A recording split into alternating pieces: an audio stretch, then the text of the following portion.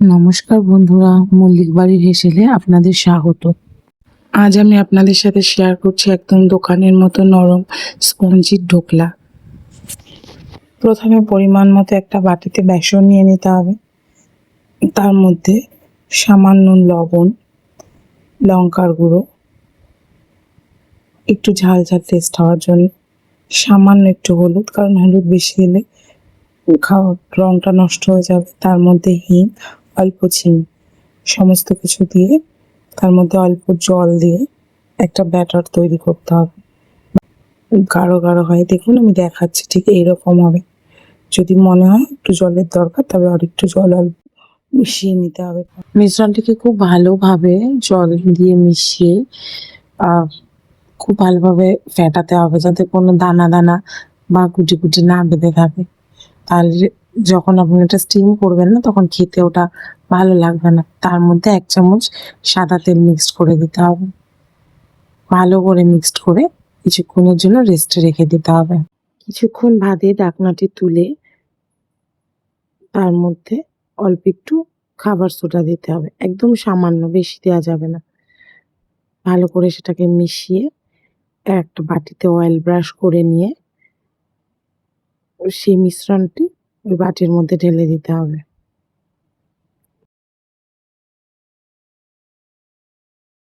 মিশ্রণটি ভালোভাবে ওই বাড়িতে ঢেলে নিয়ে এবার স্টিমের জন্য রেডি করতে হবে। একটা কড়াইতে জল নিয়ে তার মধ্যে স্ট্যান্ড উল্টো করে রেখে ওই ব্যাটারের বাটিটা বসিয়ে ঢেকে স্টিমে বসিয়ে দিতে হবে বেশ কিছুক্ষণ। আর ঢাকনা খোলা যাবে না। কিছুক্ষণ বাদে যখন ঢাকনা খুলবেন, তারপর দেখবেন যে একটু চেক করে দেখতে হবে কিরকম আছে। আমার এখনো হয়নি, তাই আমি চেক করলাম না। এবার চলে গেলাম আমি কারি পাতা তুলতে।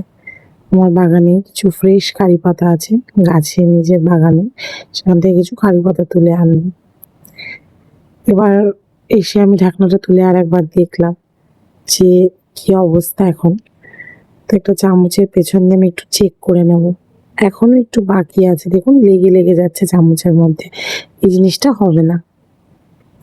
তো আমি আর একটু টাইমের জন্য এটাকে ঢাকা দিয়ে দেবো। এখন আমি আর এটা কিছু করবো না। এবার অন্য একটা কড়াইতে আমি অল্প সাদা তেল নেব। সাদা তেল নিয়ে তার মধ্যে সর্ষে ফোড়ন দেব, আর কাঁচা লঙ্কা, সর্ষেটা একটু ভাজা ভাজা হয়ে গেলে কাঁচা লঙ্কা দেব। ওর মধ্যে কাঁচা লঙ্কাটা একটু ভাজা ভাজা করে কারি পাতাগুলো দিয়ে দেবো।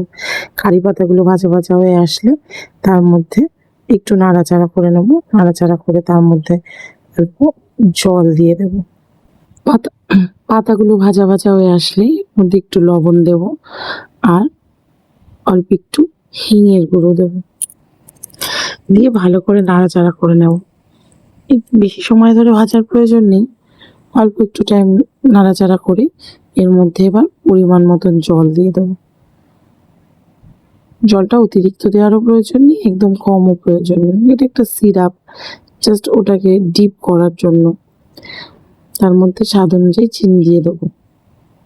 দিয়ে এখন ফোটানো অবধি অপেক্ষা করব, আর কোনো কাজ নেই। ফুটে গেলে গ্যাসটা বন্ধ করে দিয়ে ওর মধ্যে লেবুর রস দেবো। গ্যাসটা অন থাকা অবস্থায় কিন্তু আমরা লেবুর রসটা দেবো না, তাহলে জিনিসটা তেতো হয়ে যাবে। গ্যাসটা অফ করে লেবুর রসটা দিয়ে দেবো, ব্যাস, আর কোনো কাজ নেই। এখানে রেডি।